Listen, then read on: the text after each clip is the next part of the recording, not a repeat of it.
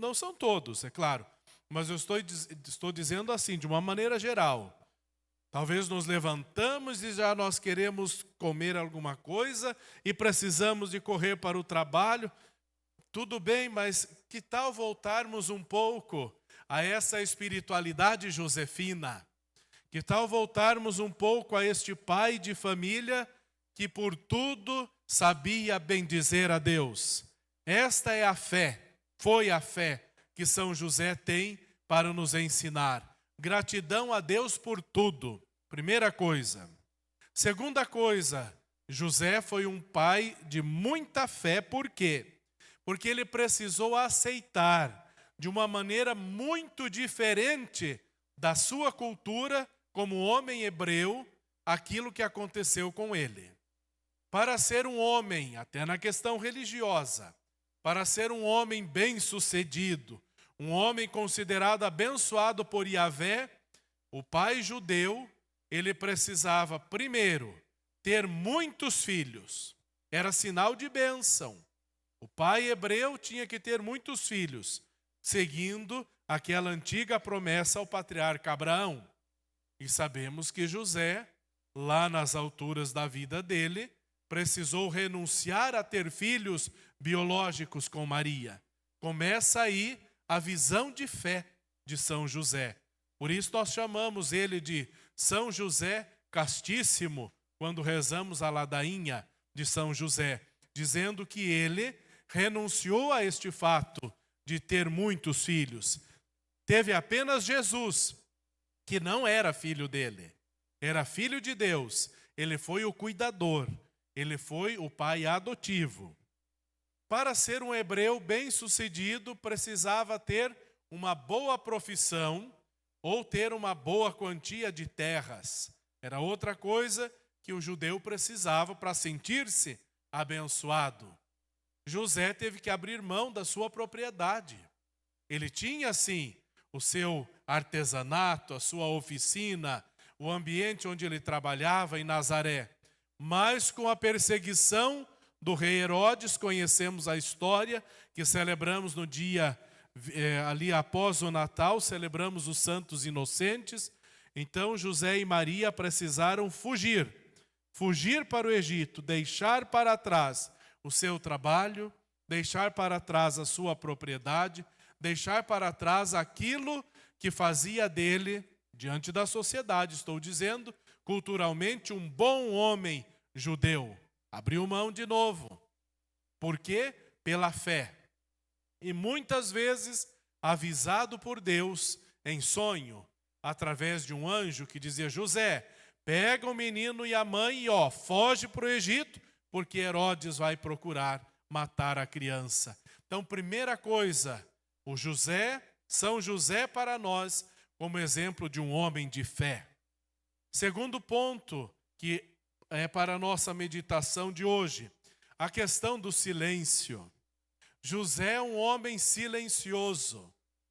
Não tem nenhuma palavra na Bíblia que São José tenha falado. Única coisa que nós temos certeza que José falou foi o nome de Jesus. Única coisa. Sabe por quê? Quem dava nome à criança judaica não era a mãe. Nascia o bebê. A família se reunia. Então perguntavam: como vai ser o nome da criança? Era o pai que dava o nome, não era a mãe. Então, isso nós temos certeza. Da boca de José é que saiu o nome de Jesus. Da boca de São José, primeira vez, saiu o nome de Jesus. Então, outras palavras não sabemos. Com certeza, um homem normal que trabalhava, não era mudo, mas para dizer assim, o silêncio dele falou muito. Quando nós olhamos na Escritura, Nossa Senhora falou bastante. Nossa Senhora tem até um cântico, Magnífica, que está aqui na Bíblia. Mas de José não temos nenhuma palavra. Um homem silencioso e que cumpriu a sua missão no silêncio.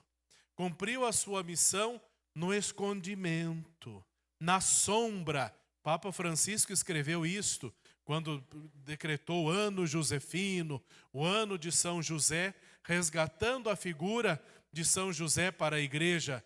Então ele escreve: São José foi um pai na sombra de Jesus. Ele não se colocou à frente, ele esteve na sombra de Jesus e Maria. Ele sabia que os dois é que eram importantes, e ele ficou ali, atrás, dando suporte.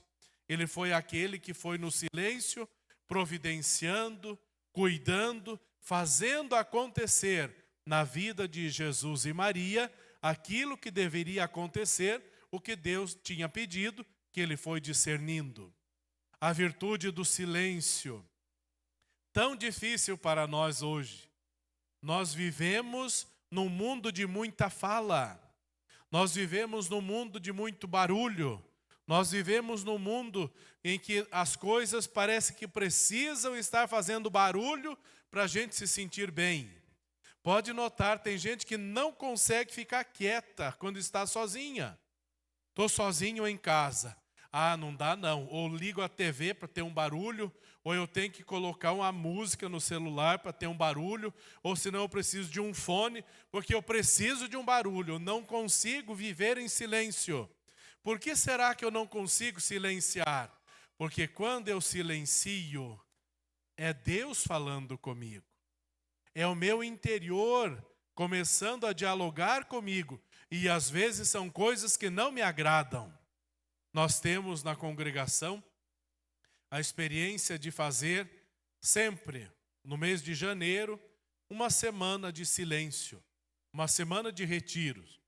Tem de manhã uma palestra, tem a missa durante o dia, à tarde outra palestra e o dia de silêncio. E por 3 anos, quando eu estava morando em Londrina, eu me propus com o Frei Weiner, que ele esteve aqui uma vez comigo, de fazermos um retiro de Santo Inácio. O retiro inaciano ele é mais silencioso ainda, naquele mosteiro em São Paulo, o mosteiro de Itaici. Então, os jesuítas eles dão 2 palestras por dia. Você só vê o pessoal na hora do almoço. Você não vê ninguém. Você não entra em contato com ninguém.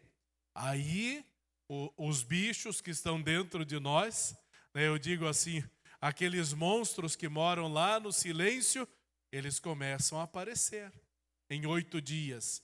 E como vem capeta? Interessante. Eles ficam guardadinhos dentro da gente. O capeta, digo assim, aquelas coisas que às vezes passou na vida, a gente não deu muita atenção. Fica em silêncio um pouco, o negócio vem na tua cabeça. Fica em silêncio. Rezar é perigoso, vocês sabiam? Rezar de verdade é muito perigoso. Rezar assim, vocalmente, é bom, importante, mas quando nós paramos diante do sacrário, diante do crucificado, dizia São Boaventura, que o crucifixo é um livro. Ali nós podemos ler tudo no crucifixo. Então fica um pouco, quando você puder, diante de uma cruz, lá na sua casa, na igreja, onde você quiser, só em silêncio, não diga nada, não peça nada, não fale nada, não pergunte nada. Só olhe para o crucificado ou para o sacrário. Você vai perceber, dentro de poucos instantes, algumas coisas aparecem. Coisas que nós temos que resolver internamente, coisas que precisamos curar, situações que precisamos purificar dentro de nós. O silêncio é perigoso. Rezar de verdade é perigoso. Sabe por quê? Porque rezar de verdade nos faz íntimos de Deus. E essa intimidade é exigente. Deus não quer a gente do mesmo jeito que a gente é. Deus nos quer sempre melhores. Deus vê a nossa potência. Deus vê que nós podemos ser melhores. Ah, mas eu dei de mim até aqui, já está bom. Para Deus nunca está bom. Ele sempre quer ver você e eu melhor, com um passo a mais. Sempre que a gente está muito contente com a nossa própria espiritualidade, eu já rezo bastante, eu já vou à missa, eu faço isso e faço aquilo, está ótimo. Sempre que você faz este tipo de pensamento, Dizia Teresa de Ávila, uma grande mística da igreja, você está massageando o próprio ego. Quando eu acho que já está bom a minha vida espiritual, é uma massagem no próprio ego, no meu eu, dizendo, veja como você é um rezador de parabéns, que jóia, você vai para o céu antes que os outros. Você sim, perigoso, o diabo é professor em nos enganar. Não se engane, não se engane. É Deus que pode medir a nossa espiritualidade, não nós.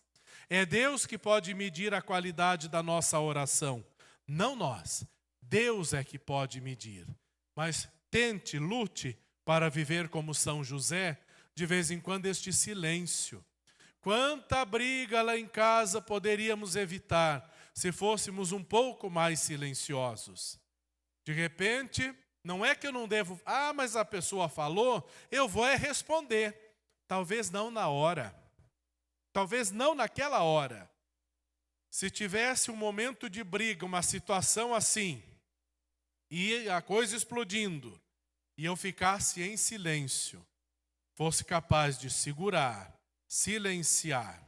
Depois, quando a poeira baixou, quando resolvi as coisas dentro de mim, diz aqui o evangelho de hoje, né? O evangelho de hoje falou isso, escuta, quando você tem que corrigir alguém, vai pessoalmente. Não te deu ouvido, vai com outra pessoa, chama a igreja, até que ele escute. Mas primeiro um silêncio, isso aprendemos com José. Primeiro silenciamos, depois a gente vai para responder, para falar. Na hora não dá certo. Na hora fica que nem cachorro, a gente vai se mordendo. Aí não é legal, não cresce. A gente, mas eu preciso vencer essa discussão. A gente vence uma discussão quando nós somos capazes de silenciar a outra pessoa com a nossa educação, com o nosso silêncio. Nunca esqueço uma história do nosso frei, que era pároco em Ponta Grossa. Certa vez, ele é muito paciente, assim, muito controlado. Chegou uma senhora na secretaria e ele estava por ali trabalhando com o secretário. Olha, eu tenho umas queixas para fazer, porque isso, porque aquilo, porque a paróquia isso, porque a paróquia aquilo, porque o senhor isso, porque o senhor aquilo, porque o senhor aquele outro, ppp. E ele ficou olhando. Fez a cara de paisagem, como a gente diz, né? Fez uma cara de paisagem. Ela falou tudo o que queria. Aí depois ele perguntou, a senhora terminou? Terminei. Então tá bom, a senhora não está bem, né?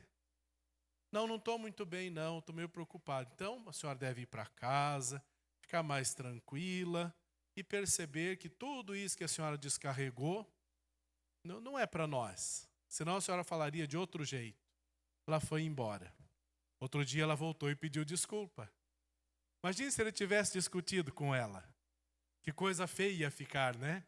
Coisa feia ia ficar. Então, às vezes, as pessoas que não conseguem silenciar, elas vomitam em cima de nós coisas delas, como se fossem coisas nossas. Então, não se importe.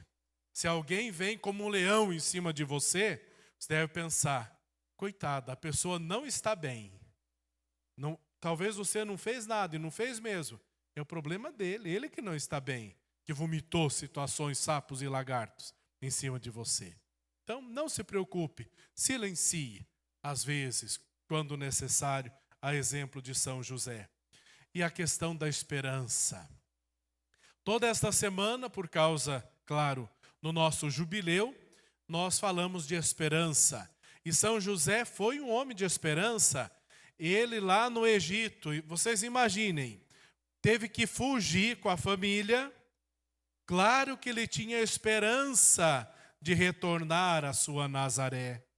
Ele estava numa terra de idolatria. Ele estava numa terra que adoravam deuses falsos. Ele estava num lugar diferente, no meio de estrangeiros. Ele foi estrangeiro lá. Então vocês imaginem a saudade que ele tinha, a esperança que ele tinha de retornar para a sua casa, para o seu povo, para a sua sinagoga, para o templo de Jerusalém, adorar a Deus, onde lá não podia, porque era uma terra de idolatria. Então, essa esperança de José, e sobretudo a esperança de cuidar bem de Jesus e de Maria. Uma vez preguei um retiro para os irmãos e seminaristas da congregação josefina que nós temos lá no Paraná.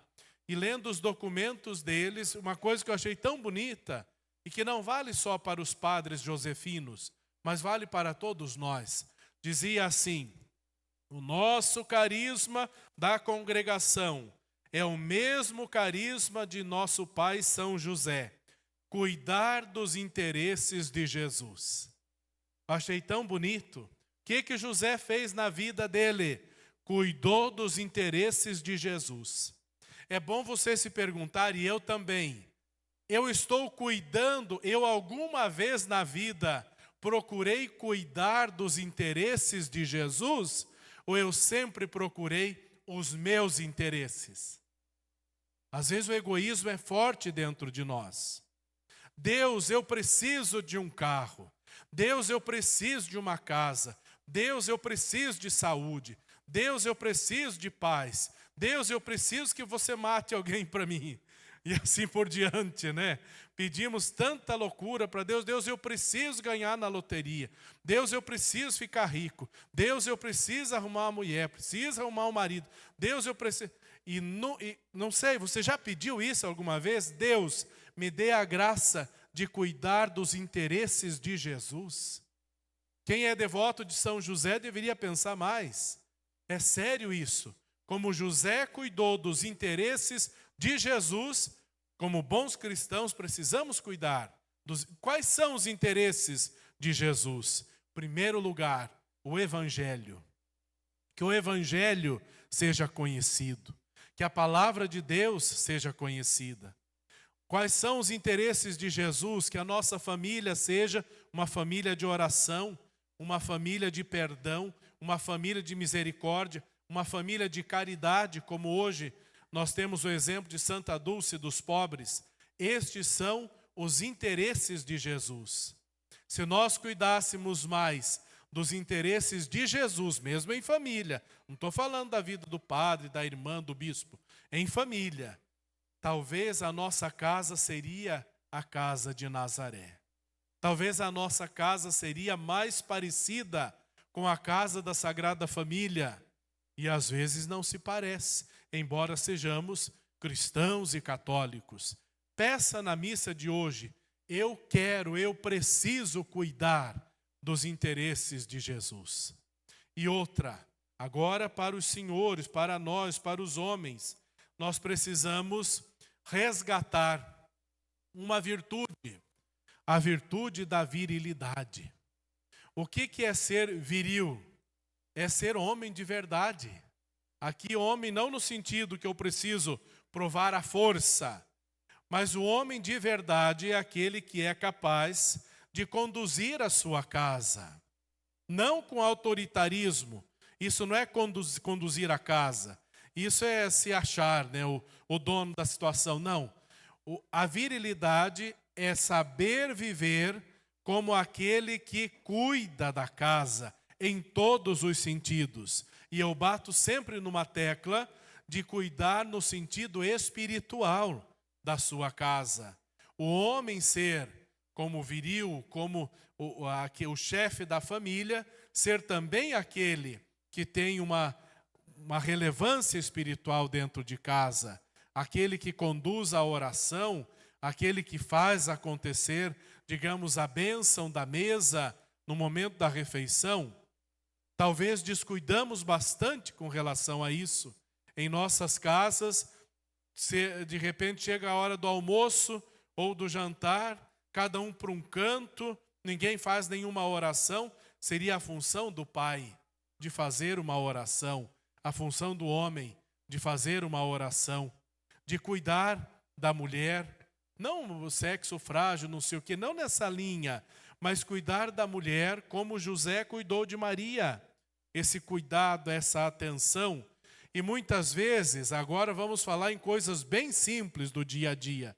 O cuidado, o carinho, a atenção, ela se dá em coisas pequenas. E ser viril, ser homem de verdade, é saber que ele é capaz de cuidar até mesmo no sentido afetivo, no sentido mais simples e comum do seu relacionamento com a esposa. É engraçado, eu convivo muito com irmãs, com freiras. Tem uma irmã indiana que trabalha comigo na pastoral. Então, nós sempre estamos juntos. É um encontro, é isso, é aquilo, para lá, para cá. E um dia ela cortou o cabelo. Ela não usa véu, esta irmã. Cortou o cabelo, entrou dentro do carro.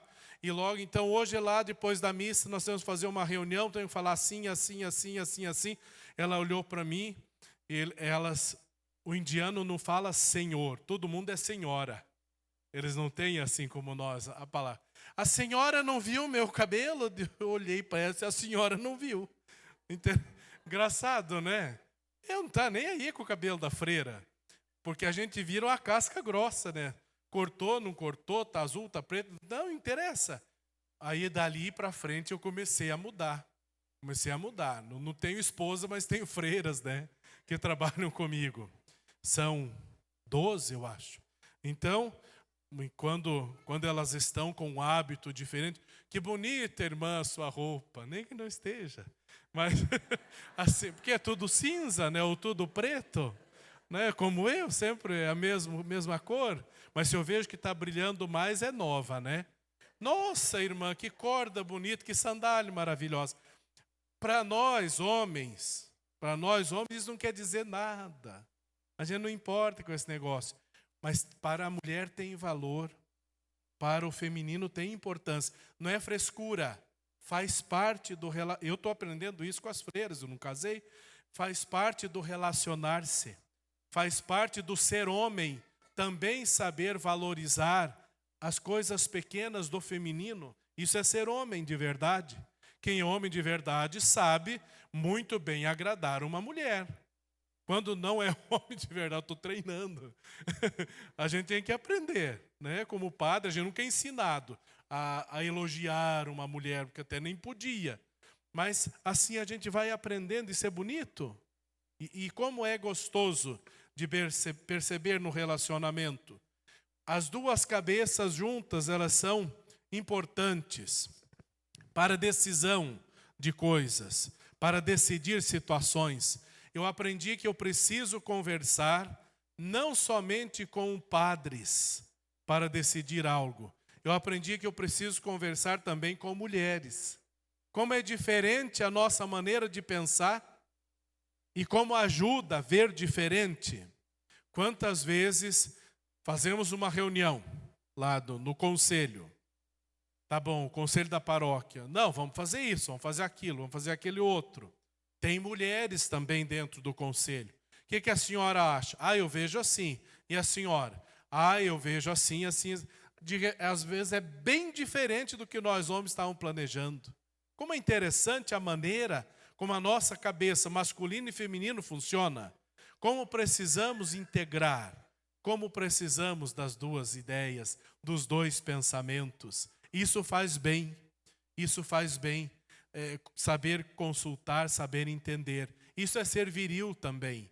Nós não perdemos a virilidade por valorizar o feminino. Pelo contrário, quando valorizamos o feminino, nós homens, é valorizada a nossa masculinidade também, a nossa virilidade.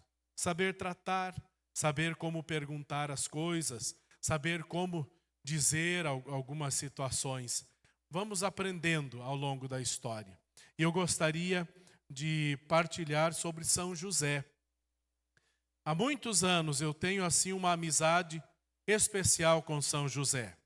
Desde o tempo da minha avó, sempre nós tivemos o costume, a vovó, depois eu, de rezar para São José.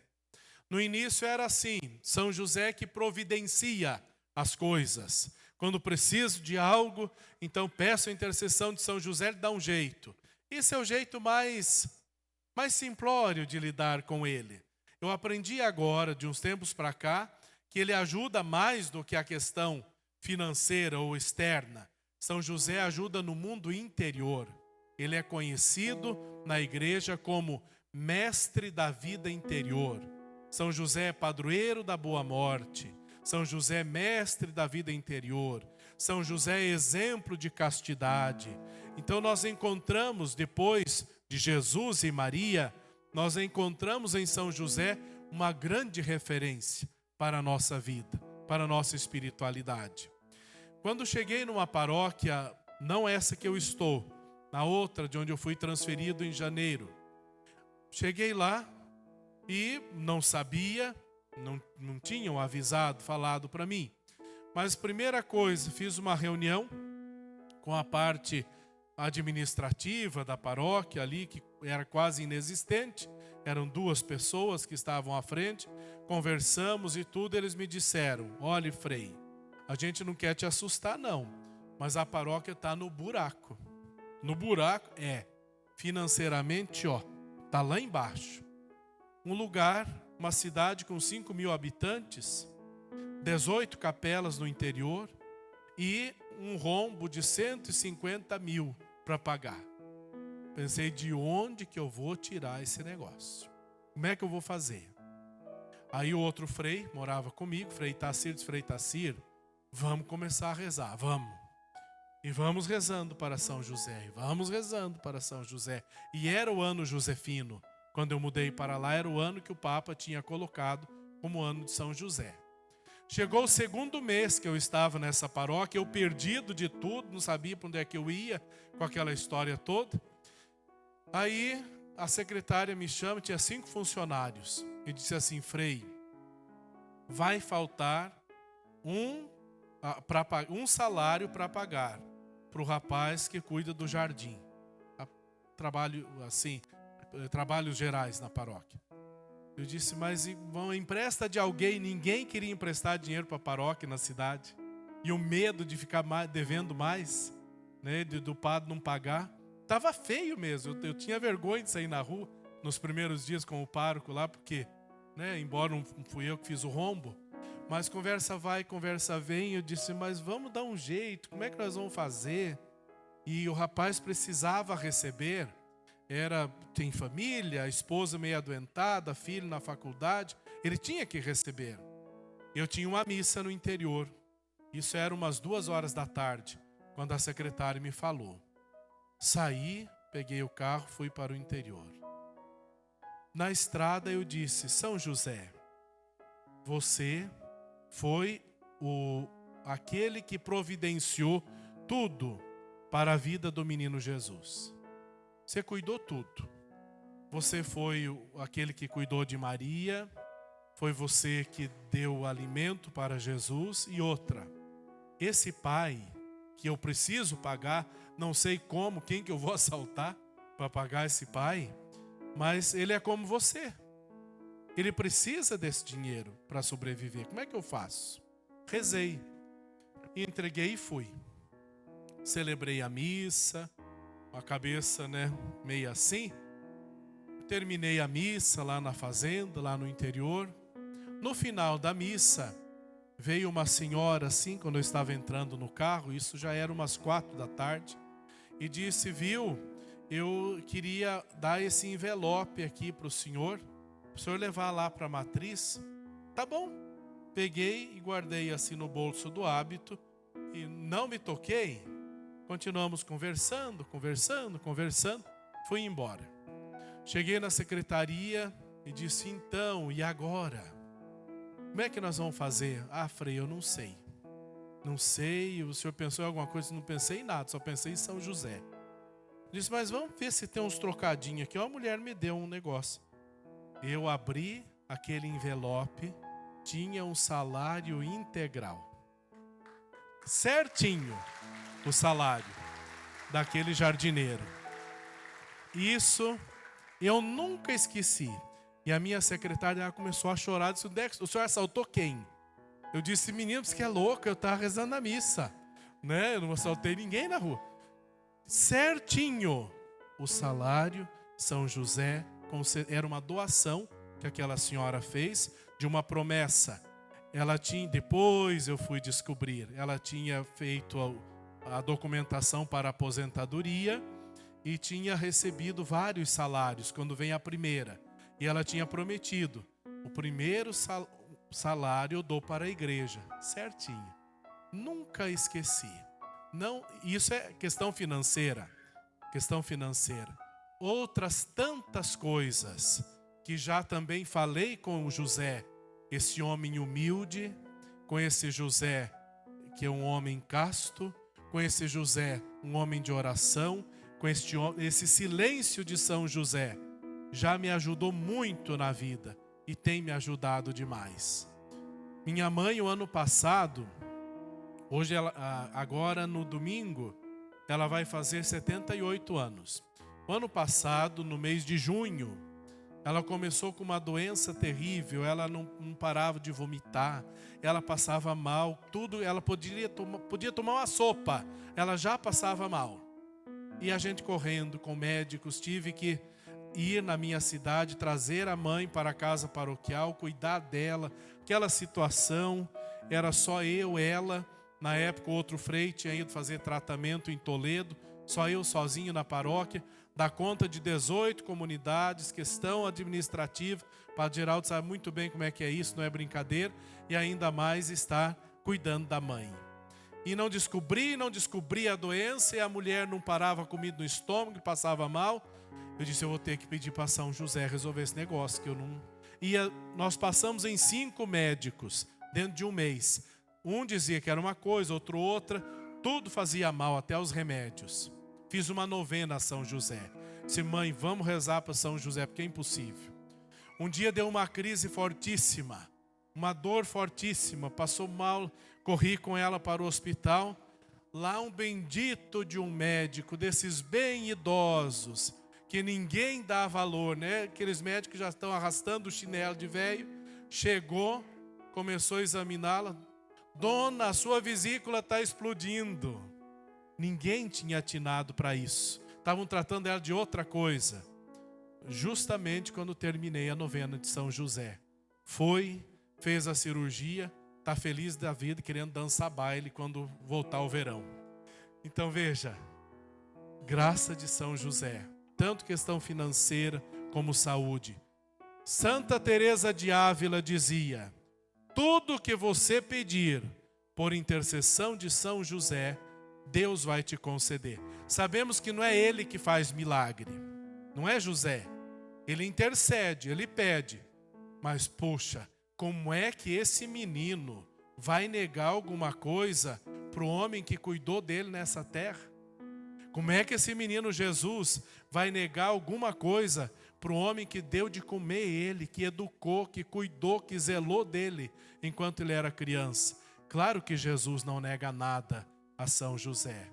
Pede o senhor que é pai, a senhora que é mãe, jovem, não tem idade.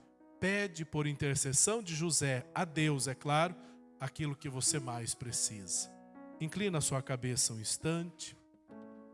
E esta noite, que você fale, eu também, com São José. Claro, é com Jesus sempre. Mas hoje José, como esse baluarte, como esse que mostra para nós o caminho para Deus. Fala com ele, se é alguma dificuldade familiar, se é alguma doença, se é uma situação financeira, se é a sua empresa que não dá certo, se é o seu trabalho que parece que a coisa não vai, se é uma situação difícil que você está passando na família, coloca nas mãos deste São José. Ele vai providenciar. Ele vai providenciar.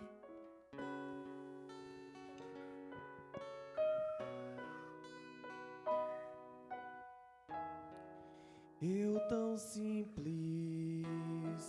tão pequeno, um carpinteiro e nada mais. Mas meu Deus olhou pra mim e me escolheu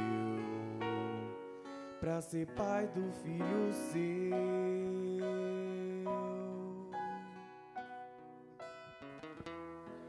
Eis-me aqui, faça-se em mim o teu querer.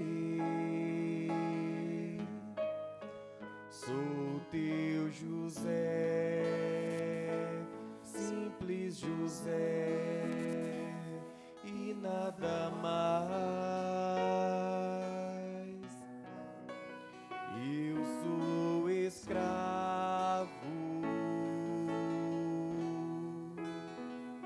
de